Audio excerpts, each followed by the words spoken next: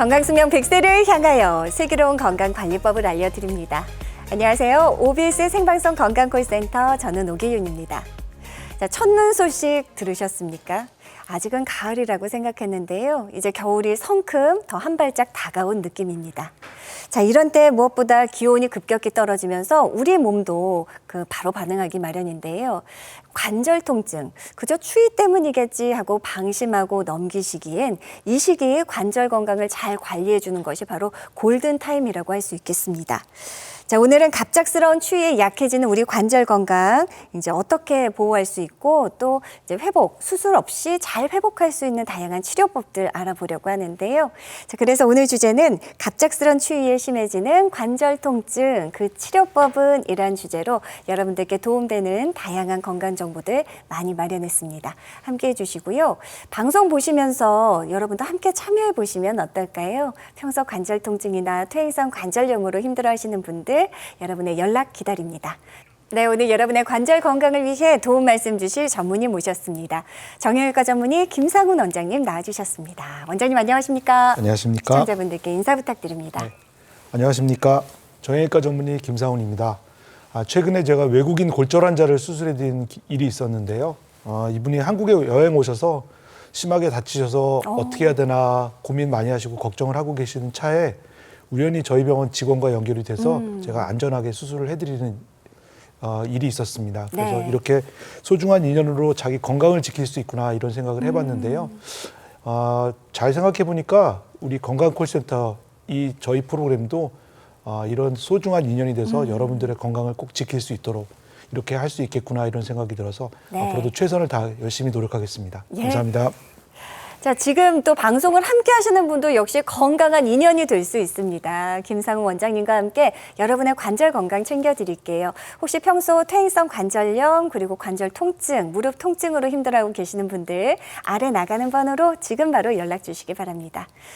자, 본격적으로 원장님과 이제 관절에 대해서 이야기 나눠봐야 되는데요. 참 수많은 관절이 있습니다, 우리 몸에. 네. 그 가운데 가장 많은 분들이 통증을 호소하는 부위 하면 역시 원장님 무릎이 아닐까 싶거든요. 네, 맞습니다. 우선 무릎이 어떤 구조로 생겼고 또 각 기능이 어떤지 설명 좀 부탁드립니다. 네, 우리 몸의 그 무릎 관절 구조가 가장 복잡하고 또 일을 많이 하는 그 관절 중에 하나인데요. 네네. 서 있을 때는 체중의 50%를 지탱하지만 달리거나 좀 뛰면 체중의 5배까지 하중을 와. 견뎌내야 되는 이런 큰 일을 하고 있는 관절입니다. 네네. 허벅지 뼈와 종아리 뼈가 인대로 연결이 돼 있고 그 끝단은 관절 연골이 보호를 하고 있고 이 테두리를 만들어주는 반월상 연골이 위치를 딱 잡아주는 이런 네네. 복잡한 구조들이 관절 주머니 안에 있는데요. 이 중에서 여러분들이 가장 심각하게 고민하셔야 될 건, 꼭 기억하셔야 될 건 관절 연골과 테두리를 만들어주는 반월상 연골, 이 두 가지 연골이 이 퇴행성 관절염이 시작되는 단초가 될 수 있다. 네네. 이 점을 꼭 명심하셨으면 좋겠습니다. 자, 많은 분들이 이제 퇴행성 관절염, 연세가 조금 이제 있으신 분들, 네. 고령층에서 주로 발생한다라고 알고 있었는데요. 어느덧 이게 나이에 상관없이 젊은 층에서도 굉장히 빈번히 발생합니다. 원장님, 이 퇴행성 관절염이 과연 어떤 단계로 진행되는지 네. 궁금한데요. 저희가 퇴행성 관절염이 진행되는 단계를 병기를 나누게 되는데 초기와 중간 단계 그리고 말기 이렇게 나누는데요. 기본적으로 엑스레이 검사를 통해서 그 병기를 나누게 됩니다. 네. 첫 번째 초기 단계에서는 엑스레이는 정상으로 보이는데 관절에 물이 차는 증상이나 통증이나 걸을 때 아픔 또는 걸을 때 마찰음이 들리거나 소리가 난다. 이런 경우에는 관절염 초기 증상이 될 수 있고요. 엑스레이 상에서 관절이 좁아지거나 예, 또는 관절 모서리에 가시가 돋는 골극 현상이 관찰되는 경우라면 관절염 중간 단계에 와 있구나 이렇게 생각하셔야 되고 네네. 이때는 적절하게 정밀 검사를 해서 손상된 연골이 어디가 어떻게 망가졌는지를 원인을 꼭 찾는 게 중요합니다. 그래야 예. 관절염 말기로 진행되는 걸 막을 수가 있고요. 관절염 말기는 결국은 이렇게 중간 단계에서 관절염이 계속 진행이 되면 결국은 엑스레이에서 봤을 때 관절 모양이 완전히 망가져서 정상적인 보행이 불가능할 정도로까지 망가지게 되는데 이럴 때는 결국은 수술적인 치료를 피할 수가 없게 됩니다. 그러니까 이제 마지막 말기 단계로 가기 전에 분명 좀 찾아내고 잡아야 될 텐데요. 원장님, 이 중간 단계가 참 애매할 것 같습니다. 맞습니다. 우리 시청자분들께서 스스로 나도 퇴행성 관절염인지 한번 체크할 수 있는 자가 진단법이 있다고 합니다. 원장님과 하나씩 살펴볼 텐데요. 혹시 휴대전화 있으시면 사진 찍으실 준비하시고 네. 저희와 함께 해주시기 바랍니다. 네. 원장님 설명해 주세요. 네. 그래서 저희가 지금 보여드리는 5개의 질문 중에 2가지 이상 해당된다. 이러면 나는 관절염 초기나 관절염 중간 단계에 와 있구나 생각하셔야 되는데요. 네네. 첫 번째는 계단을 오르내리거나 서 있을 때 통증이 있다. 두 번째, 움직이면서 걷거나 움직이면 무릎 주변에 열감이 느껴진다. 열감. 세 번째는 조금만 움직여도 무릎이 붓는 느낌이 든다. 네 번째는 계속 뻣뻣하거나 또는 무릎이 무거운 느낌이 든다. 다섯 번째는 움직일 때 무릎 안쪽에서 걸리적거리는 느낌이 느껴지거나 또는 소리가 직접 나는 이런 경우가 있으면 이 중에 5가지 중에 2가지 이상 해당된다.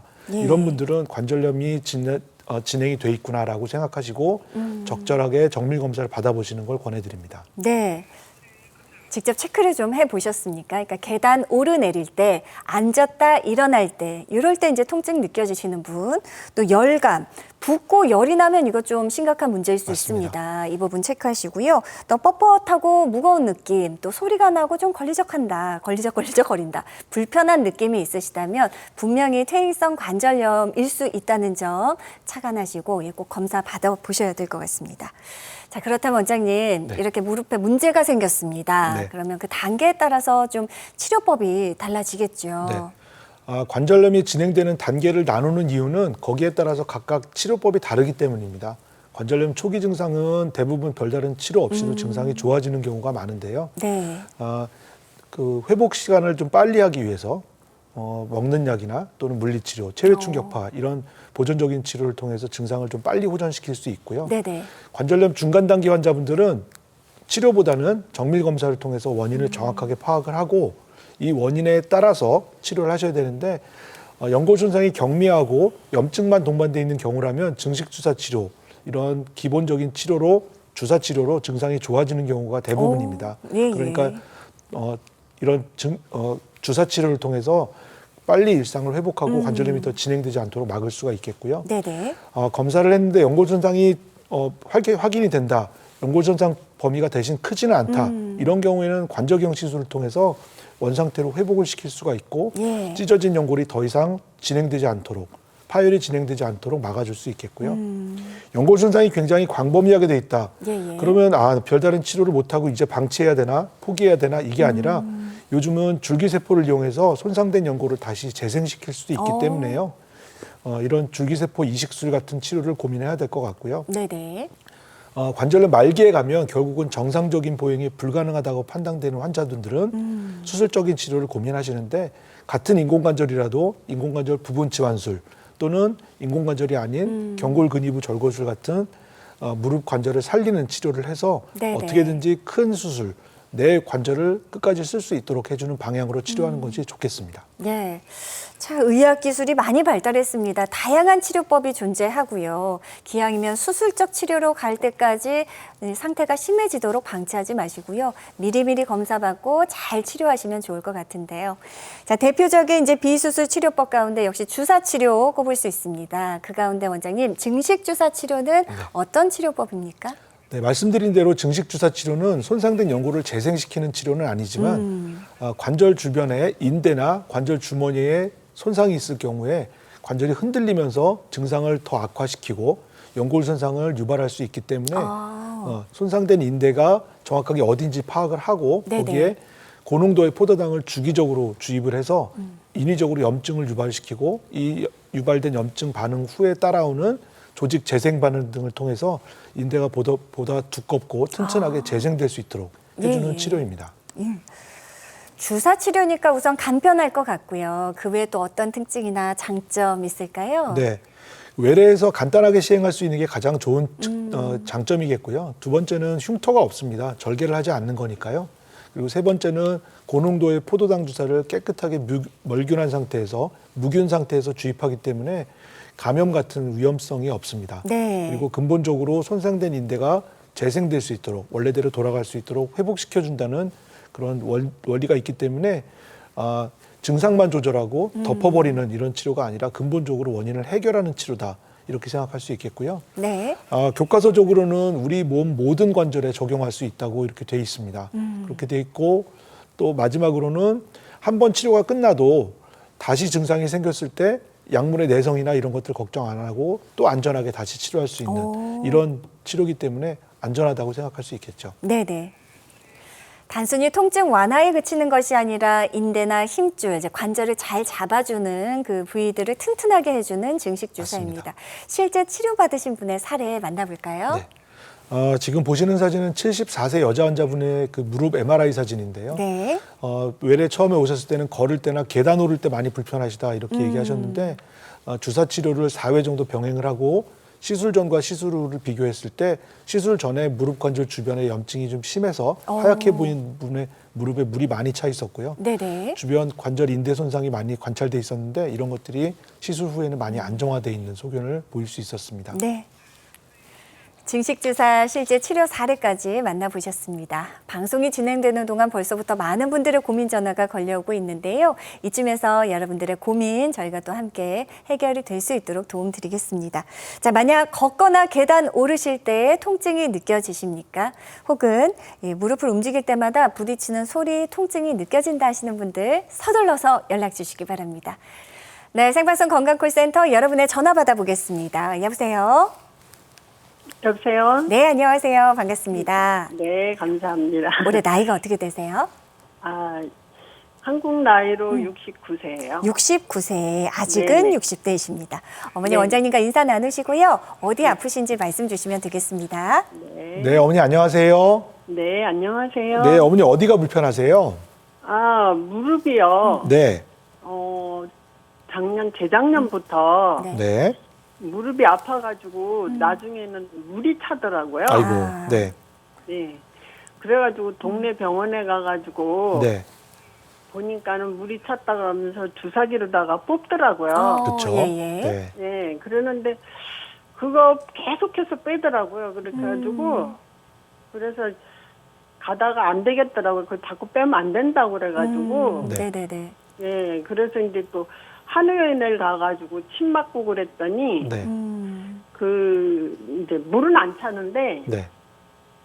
그 가끔가다 또 아프더라고요. 그럴 그래요? 때마다 통증이 이제 있으시고요. 예, 예. 예, 그래서 어머니 처음에 병원에 가셨을 때는 물 빼는 치료 말고 나머지 검사 같은 건 받아보신 적은 없고요. 주사도 아니야 엑스레이도 찍어보고 엑스레이? 다 찍어봤죠. 뭐라 그러시던가요? 퇴행성 1기에서 2기로 넘어가는 중이라고 여기에서 그래요. 그러고요. 여기. 네. 이제 그런 경우가 엑스레이 상에서 이제 변화가 관찰되기 시작하고 증상이 계속 반복되고 이런 경우였는데 이제 네. 두 가지 말씀드릴 게 있는데 첫 번째는 물을 빼는 치료가 왜 안 좋은 겁니까? 물을 한번 빼기 시작하면 원인은 해결되지 않고 네. 증상만 없어지게 되니까 무릎에는 압력이 차게 되기 때문에 일정 압력이 더 올라가면 물이 안 만들어지는데요. 네. 물을 주사기로 빼면 압력이 낮아지니까 또 물을 다시 만들게 써. 돼요. 네. 그런 게 계속 반복되면 물을 만들어내는 염증 세포들이 이제는 계속 물을 만들어내는 상황이구나 이렇게 인식을 하고 나중에 만성으로 빠지면서 계속 원인이 해결 안 되고 증상만 남는 이런 경우가 생길 수 있어요. 그러면 무슨 문제가 생기냐면 관절 연골도 살아있는 조직이기 때문에 네. 물이 차면 물에 불어요. 그러면 연골이. 물리적 성질이 떨어지거든요. 그러니까 쉽게 손상되고 화장실 바닥에 있는 타일이 하나 떨어지면 물이 젖으면 계속 시멘트 바닥 밑으로 물이 들어가면서 타일이 하나씩 더 떨어지는 것처럼 계속 연골이 떨어져 나가게 되거든요. 그래서 물 빼는 치료는 좋지 않고 두 번째 말씀드릴 거는 꼭 정밀 검사를 해야 된다. 그래서 지금 말씀드린 게 첫 번째하고 두 번째가 같이 연결된 건데 물이 계속 차면 관절 연골이 약해지고 관절 연골이 계속 떨어져 나가니까 빨리 어디가 떨어졌는지 찾아서 얼마나 떨어졌는지 찾아서 거기를 빨리 해결해 주면 물은 안 차게 돼 있어요. 그러니까 어머니는 사실은 지금 그동안에 치료를 받으시는 거에 집중하시는 게 아니라 그 증상이 계속 반복되고 이제는 만성으로 빠질 위험이 있기 때문에 정밀 검사를 통해서 원인이 뭐고 그 원인을 해결해야 된다. 여기에 집중하시는 게 좋을 것 같아요. 그렇죠. 물이 왜 계속 차는지는 네. 그걸 좀 알아내야 되는데 네. 그 부분이 빠진 채 이제 계속 네. 치료를 받아오신 게 아닌가 싶습니다. 어머니 혹시 궁금한 내용 있으실까요? 지난번에 네. 그 원장님 방송을 뵙고 네. 전화 연결을 하려고 했는데 다 차가지고 안 된다고 그래서 못 그러셨어요? 했는데 네. 아이고. 그때 나오셨을 때 말씀하시기를 네. 그 줄기세포 그 치료법을 얘기를 하셔가지고 맞아요. 예. 그래서 그거를 지금 초기에 해야 된다고 말씀하셔가지고 근데 어머니 초기는 줄기세포 이식술을 하던 관절경 시술을 하던 주사 치료를 하던 아니면 수술적인 치료를 하던 그거는 진단이 먼저 된 다음에 판단하시는 거고요. 오히려 진단이 빠르면 빠를수록 줄기세포 이식술보다는 간단하게 치료할 수 있는 방법들이 훨씬 더 그렇죠. 많아요. 줄기세포 이식술은 연골 손상이 광범위하게 떨어져 나가신 분들을 어쩔 수 없이 할 수밖에 없는 비용도 많이 드는 치료이기 때문에 그거보다는 빨리 초기에 간단하게 치료할 수 있는 방법을 찾으시는 게 좋아서 어머니는 네. 나는 줄기세포 치료가 해보고 싶어 이런 게 아니시면 빨리 정밀 검사를 받아보시고 간단하게 치료할 수 있는 방법이 있는지 찾아보시는 게 좋을 것 같아요. 네. 기왕이면 줄기세포 이식술 갈 정도가 아니면 너무 좋겠죠. 네. 원장님 말씀하신 대로 어머니는 맞습니다. 그래서 전화 너무 잘 주셨습니다. 지금이 어쩌면 치료의 골든타임일 수 있고요. 정확하게 검사 받으시고 어디가 원인인지 그 부분부터 찾아보시면 좋을 것 같습니다. 무릎 전문 선생님 계신 정형외과 무릎 전문 선생님 꼭 찾아보셨으면 좋겠습니다. 전화 주셔서 고맙습니다.